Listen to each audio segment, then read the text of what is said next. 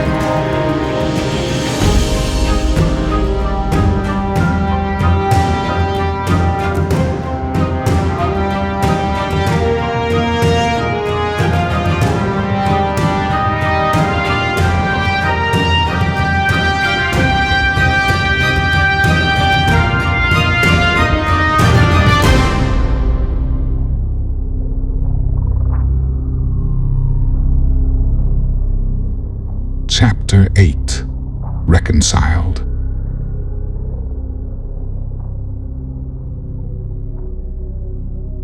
As one gazes into the darkness, they come back to a familiar land with a night sky beginning to unfold within the heavens above.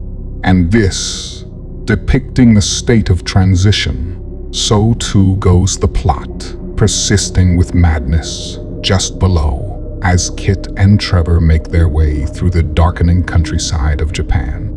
While they continue down the tattered and desolate highway in their recently commandeered vehicle, Kit drove as Trevor was not in any shape to be at the wheel. It was mostly dark out, and getting darker as they traveled this country road, hastily moving on with now even more tasks at hand. They quickly made their way from the supermarket, where they had run into several Yakuza members, knowing that if they remained near them for too long, they may never leave.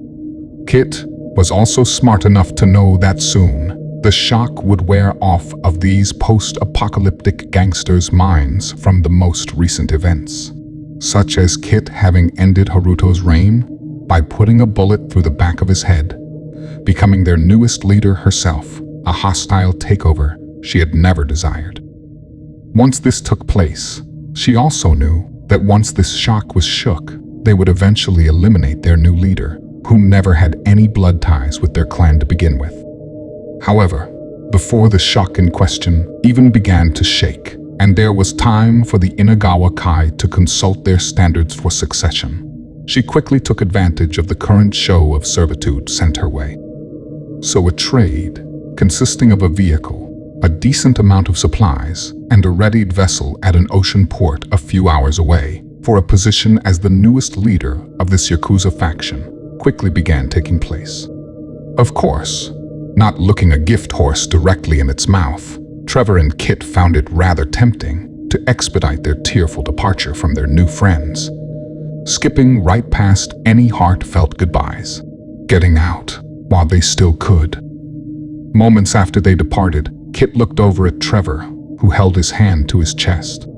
Not even able to gather the shredded pieces that seemed to be here and there, he'd simply left them behind as he now only had 9 fingers. Seeing Trevor's makeshift bandage, made from some cloth they'd been given, Kit looked him over, eventually looking down at his hand and grew a face of disgust, while she voiced her disdain on the matter. "Gross. What the fuck happened to you?" she slightly shouted. With that, Trevor looked over at Kit, barely hanging on to consciousness from all the blood he had recently lost, and managed to answer her in a muted tone. "Fucker cut off my finger. In fucking pieces." Kit gave him a confused look and laughed. "What do you let them do that for?" "You weirdo." As she continued to giggle, Trevor threw her a sarcastic look and immediately returned to grimacing in pain. Kit rolled her eyes and slowed the vehicle down as she spoke to Trevor. "Okay, you big baby, hold on." As she came to a stop, she looked over at Trevor as if he were a pathetic, injured puppy. She began to smile as she beckoned for Trevor to come back to reality, slowly bringing him out of his fever-induced hallucinations. Trevor could then hear his name being called as he began snapping out of his pain-stricken daze. Now, parked to the side of the road, Kit softly spoke as she came closer and closer to him. After finally pulling himself together, he looked in the palm of her hand and saw a small white object appearing to be that of a pill as she finished what she was saying with a few last words. "So, here, take this."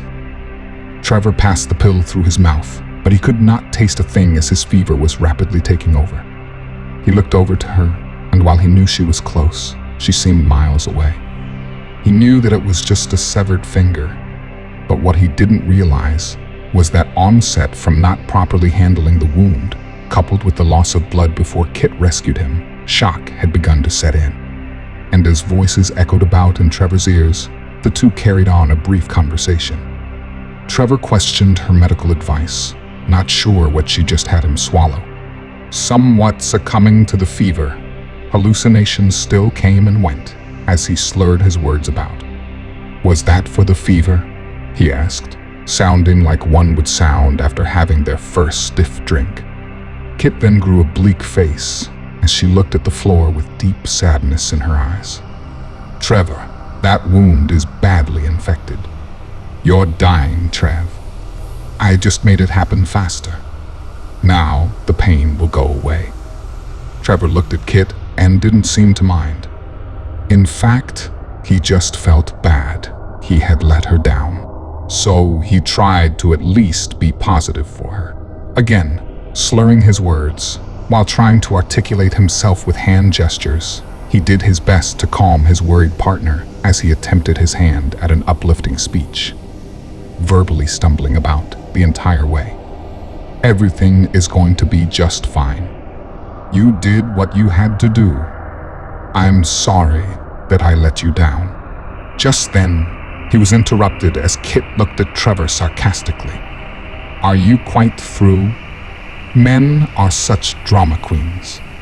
I swear, humanity would not exist if you fuckers bore our young."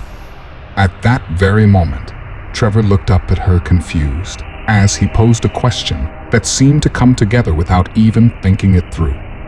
"So, then that was for the fever?" She looked at Trevor and answered, while slightly laughing. "No, that was a mint. I found them in the store. I'm sure they're not as strong as they used to be, but you could use all the help you can get. So I thought you should have one. 'Cause Trev, damn." Trevor looked at Kit, who immediately grabbed him by the cheeks and pulled his mouth to hers. She then pressed her lips with his as she held him in a short embrace. And after a few seconds, she slowly moved from his lips and stared into his eyes. He then softly asked her a question, now rattling around in his mind. "Then what was that for?" She sat back in her seat and grew a confused look and pointed at his poorly bandaged wound. "Your hand." He then looked down at his hand and pulled the makeshift bandage away, layer by layer. He watched in amazement as his hand became like liquid, while his pinky simply began to grow back, eventually becoming whole once more, without even a scratch on its surface. And then the oddest feeling came over him. He could simply feel his fever wash from his body and exit through his pores. All this while Kit sat next to him, explaining what he was feeling, and more importantly, why. "You see, Trevor, for someone like you, someone with such a low threshold, such a small amount can do wonders," she said, while now holding a small greenish clear cube in front of her eyes, seemingly mesmerized by it. Trevor felt great and took a moment to just appreciate life. But then he noticed how she admired the cube intensely. She noticed him staring at her and quickly put it back in her pocket before continuing to speak. Anyway, for your lightweight ass, simply sharing a little saliva with someone having recently had one in their mouth can go a long way.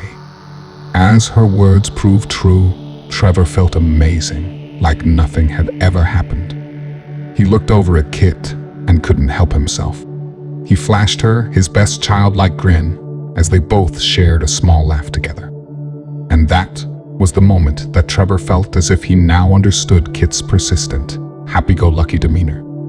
Now, back on the road once more, and as they made their way to their next objective, Kit cleared a few things up for Trevor, since she was privy to certain information that her and her team felt he must know. As she informally debriefed her partner, she did so, answering all his questions he would intermittently pose. So where did these things come from? And why does everybody seem to be working for them in some way or another? He asked. They first arrived in the 1900s. They took out a small village in Petrovka, Russia. She quickly answered. That was when Trevor interrupted. Yeah, and the US government got a hold of them, and a team of scientists ended up getting killed by one. Like a ton of years later. We saw something about all that while we were in Ecuador, he said, somewhat proud of the knowledge he and his friends had stumbled across some time ago. Yeah, but here's the thing. There's a man who sits at the top, just under the Russian oligarchs. A man named Arlo Brooks, but his real name was Marcos Kozlov. He was born in 1939 in a small town in Russia called Petrovka. Then in 1950, he came across a temporary cell where one of these creatures were being held. Turns out, he ended up encountering it, and then swallowed by it, and nearly digested by it, but somehow managed to escape. The creature, however, having already imprinted on him before doing so. Now, with their DNA mixed with his, he could live for hundreds of years. He has all their best qualities while still being human. And unlike them, he can survive just fine on this planet. We're not sure of all the details, but we know he was quickly bought by the highest Russian bidder. Highest bidder? Trevor asked. Yeah, you see, this kid was worth a fortune, Kit said, while still focusing on the road. The Russians, convinced that the world was soon to be taken over by these extraterrestrials, knew this boy could speak their foreign language, a gift that came from the creature imprinting on him. A Russian oligarch ended up buying him. They totally legally owned him.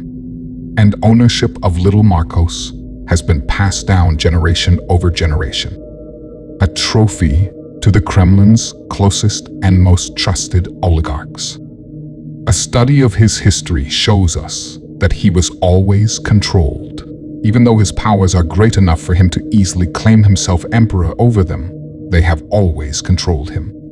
They exacted psychological warfare on his mind. They made him believe that he is dependent on them.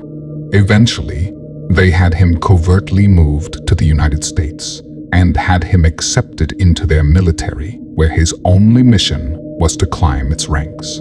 But then, after he'd made it to the top, eventually retiring and creating dark scope, taking top military personnel with him, the US began launching multiple investigations into Brooks after a shipload of suspicious dealings happened between him and the Russians. They quickly learned that he first arrived there in 1957 and climbed the ranks of their military. Other than these suspicions that some portions of the intelligence community had about him, Arlo was a well-respected high-ranking officer before moving on to, well, all of this. Then, and finally, but far too late, they were able to track down the transcripts of his first order from the Russians. This assignment that was to acquire as many high-ranking contacts within the military, with an objective the Russian government was banking on for maintaining power, going into this chapter of a possible alien invasion. Once Dark Scope, secretly monitored by the Kremlin, but funded with US dollars, was established, Arlo was then named CEO of the firm. And he was perfect for this position, as he quickly obtained a fuck ton of top-tier military contracts. It would be funny if it weren't so fucking sad. For over a century, Americans thought they were at the top of the food chain. But then, having created the first series of low-orbit satellites, fixed with warheads that flexed their military strength and in turn, secured their future, they basked in the glow of giving birth to the world's first orbital missile program. But what they completely overlooked was that Dark Scope was actually controlled by Moscow. Then that fucking virus was unleashed as their enemies watched their democracy crumble to its knees as they were able to penetrate their weakest spot. Their Achilles heel. Polarizing the US population by politicizing that same goddamn virus.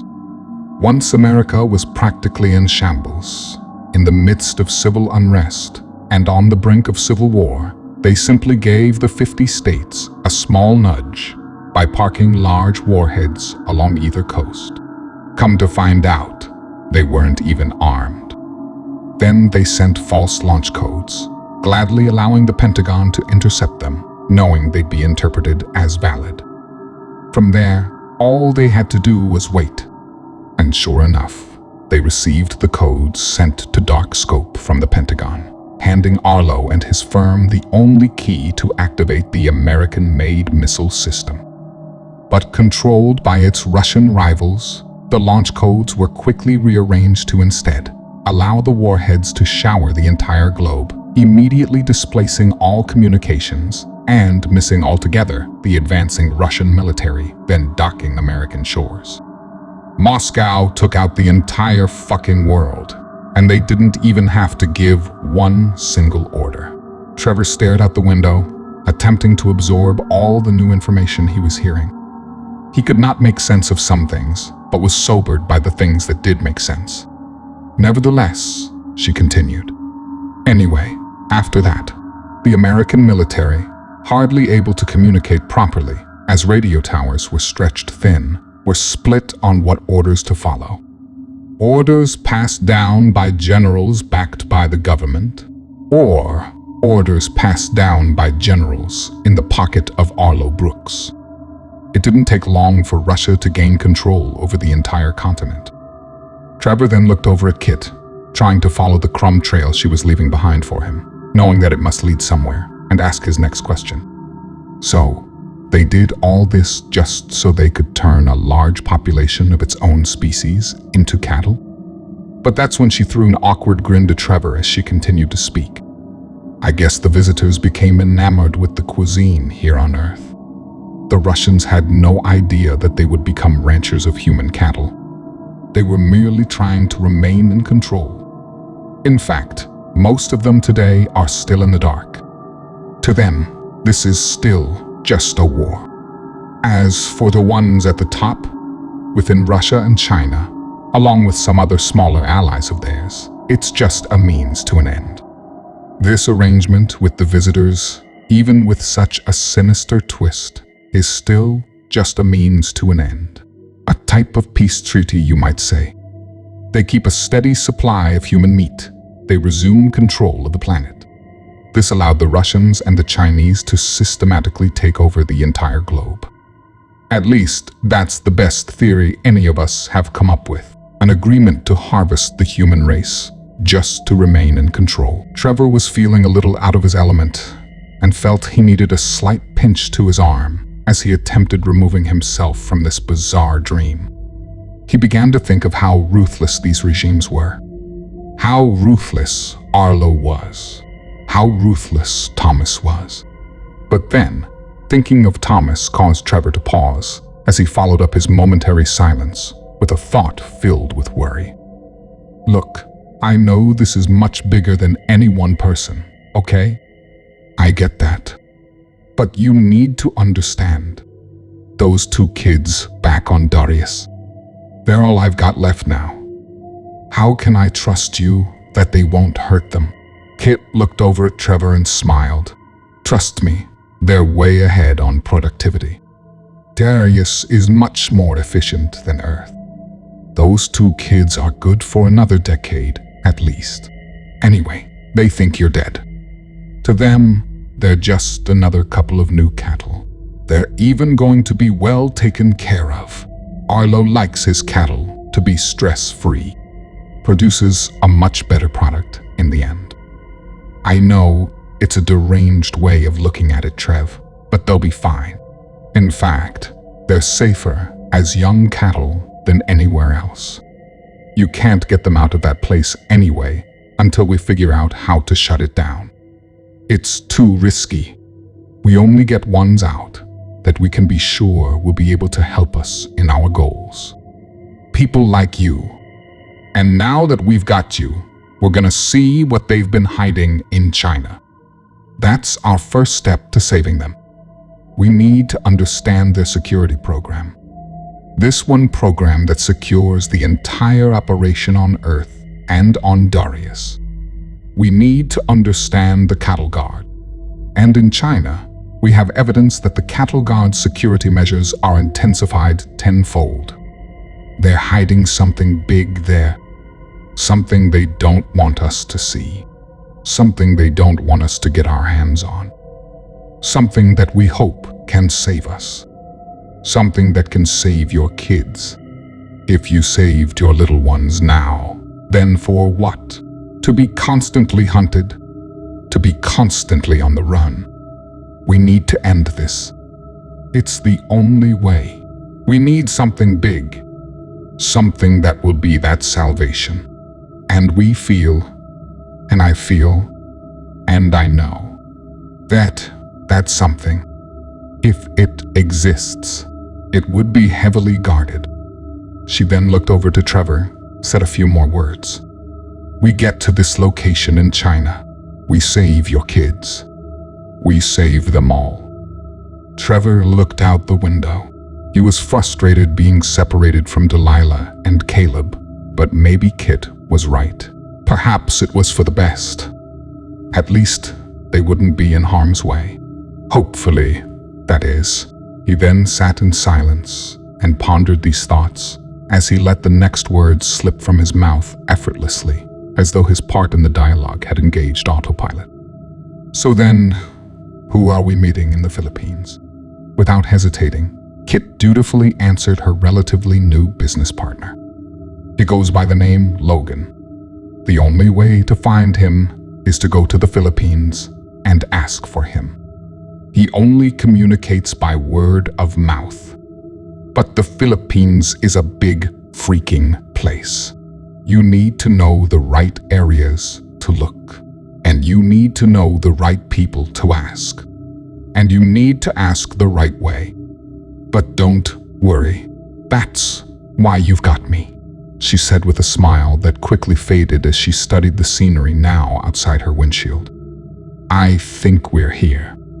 Trevor looked out the window as he saw a mesmerizing view of the dark Pacific Ocean. Simply a void stretching off into the infinite distance. Within their headlights, they could see a few small vessels sitting in the ocean tied to the docks, just as the Yakuza had described in their directions. They slowed their vehicle as they exited and began to gather a few duffel bags together. And after doing so, they headed toward the first darkened boat in order to inspect it. Suddenly, while their eyes were still adjusting, and while they were walking on seemingly unstable docks that swayed as they passed over each plank of wood below, Trevor slightly jumped as he was startled by someone exiting the large watercraft, now just feet in front of them. And to Trevor's complete disbelief, slithering out of the shadows like the snake he was, sporting his typical relaxed attire, accompanied by multitudes of gold jewelry, Paco stepped into the moonlight. He had a familiar smile as he spoke loudly to Trevor upon meeting him face to face. Trevor then noticed two older Hispanic gentlemen that closely followed Paco. Each of them were dragging wooden bats. How do you like it, Trevor? Not as big as my last boat, but it will get the job done, eh? Polko looked at Trevor and threw him a wink. He then stepped forward and embraced him with a tight hug and whispered in Trevor's ear, I have missed you so much.